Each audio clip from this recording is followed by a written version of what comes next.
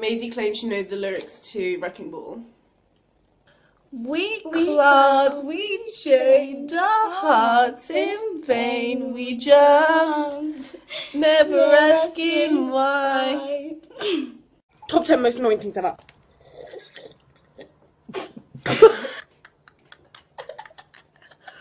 Bloopers.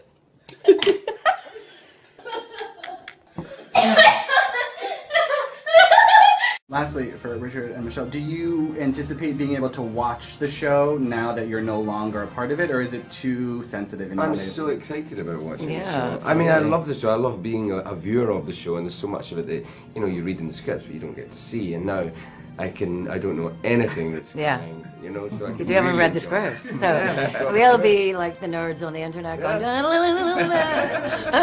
no offense to the nerds on the internet. I just wanted you to let me in. I guess I should have let you in. Happy shot. Thanks. It's not what it looks like.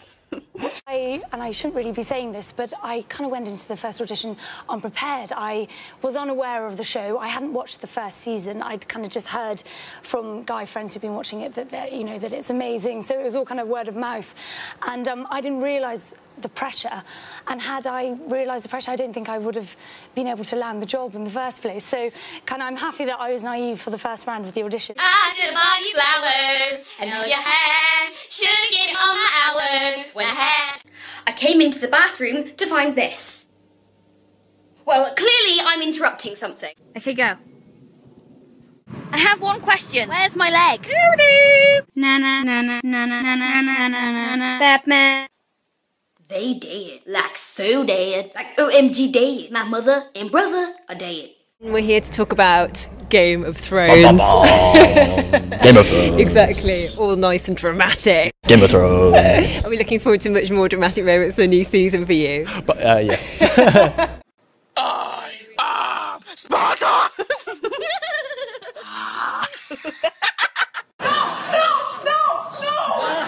Oh, shit. Oh.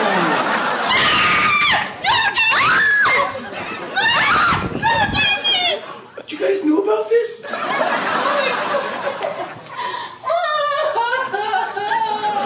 You know what? That's why this is the best show of all time. That must be gratifying. I like that last guy. Yeah, last guy. Oh, baby. Maisie, I hope you're not going to be in the shower for too long.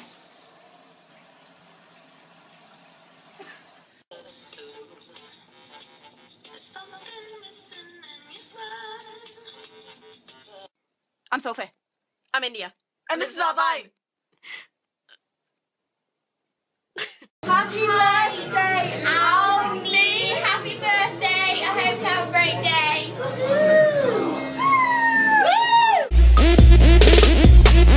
This, oh, it's falling off.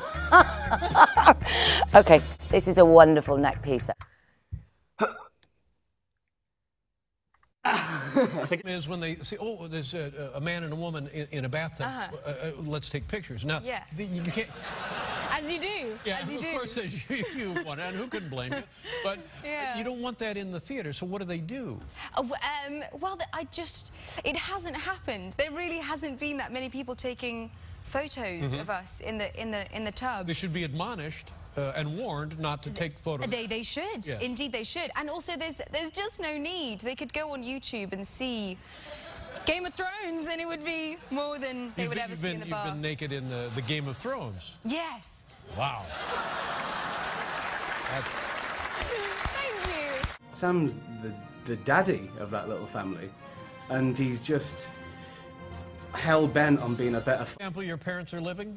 Yes, they are, yes. So,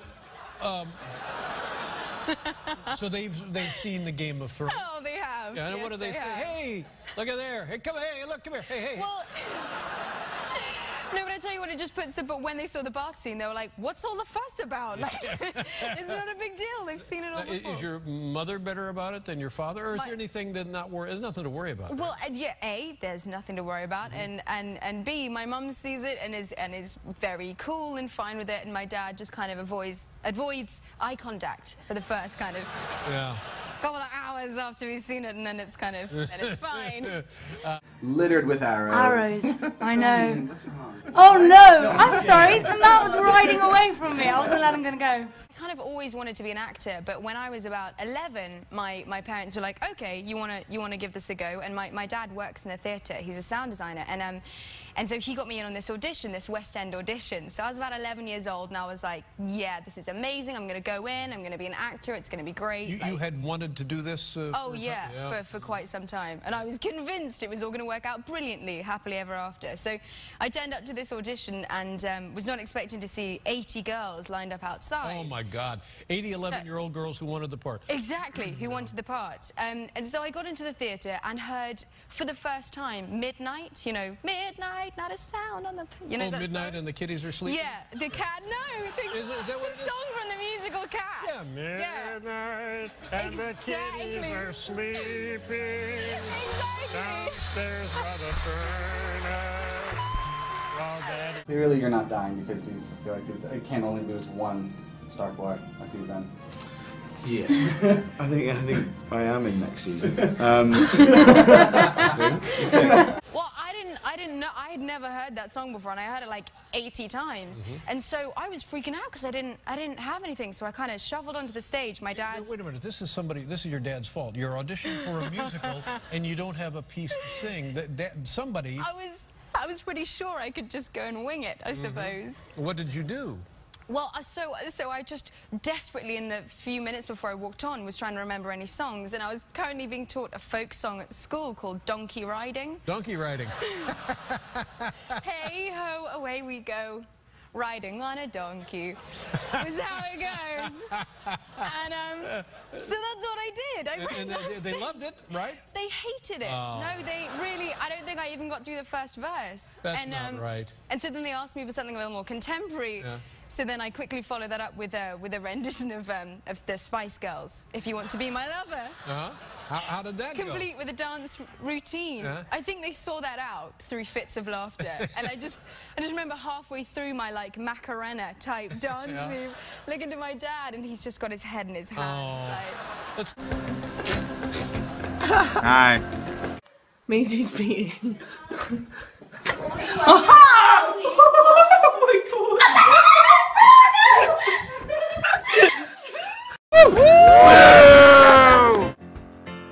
Everything. We're treated like gods.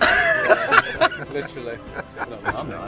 I know I'm still living, but I admitted while sitting next to George that I hadn't read the books, and now I fear for my life. Oh, really? Yeah. He may become angry now that you haven't read his books, and you'll be hit by a car, which is that doesn't happen much in that realm.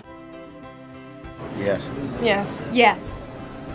A girl came up to me in a bar the other day and said, "You look exactly like Jon Snow." And I was like, "Well, actually, I am." And she said, "No, he's much taller than you. He's much taller than you." Like, okay, you know what? I lied. I'm not. I'm not Jon Snow. My veins popping. It's not a great. Much better. I like your hair. It's better. Look at the camera. I believe I can fly. Yeah, the race of Castamere. Oh, wow. At our karaoke party in Iceland, this guy, what did you sing? I don't remember. Faith by George Michael, I remember. He was blinding.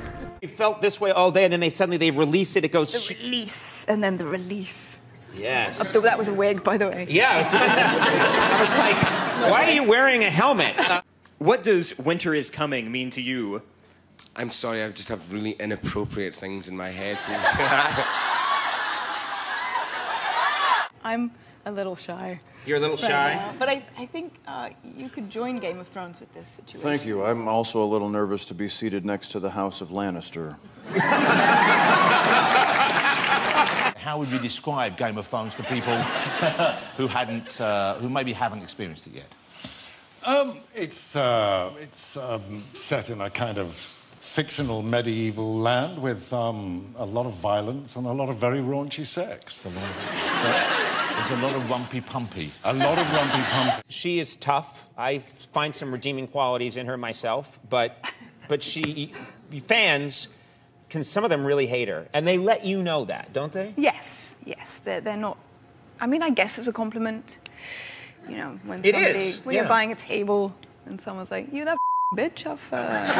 My name is Tywin Lannister, and I'm a kindly, benevolent father of a dysfunctional family.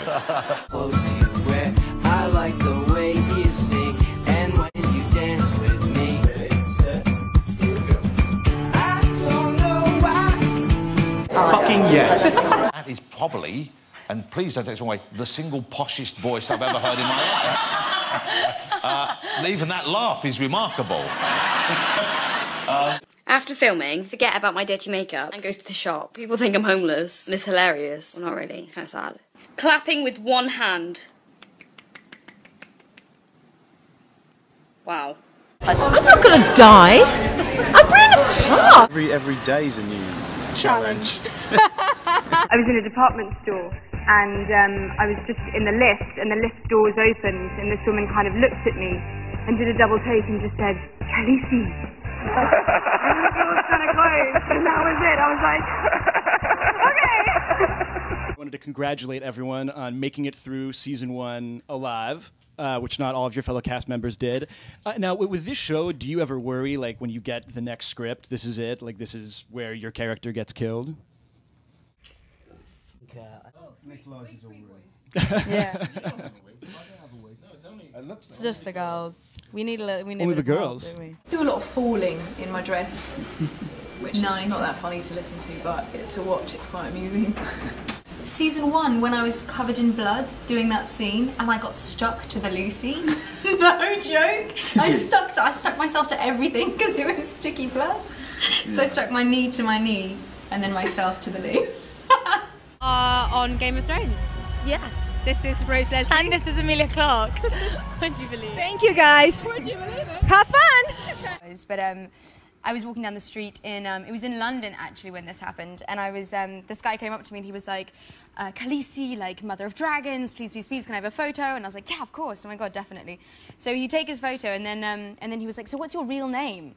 And I was like, "Oh, it's Emilia." And he was like, yeah, stick with Khaleesi, it's much better. Thanks a lot. It's a real fun to recognise me because of the hair. And I look quite different with it. Not always riding the horse. Not always riding my horse. Not always getting raped either, which is nice. And it was seeing John Bradley's face slowly freezing. Slowly turning into a block of art. It was hilarious. They kept the camera rolling just to watch it for a while.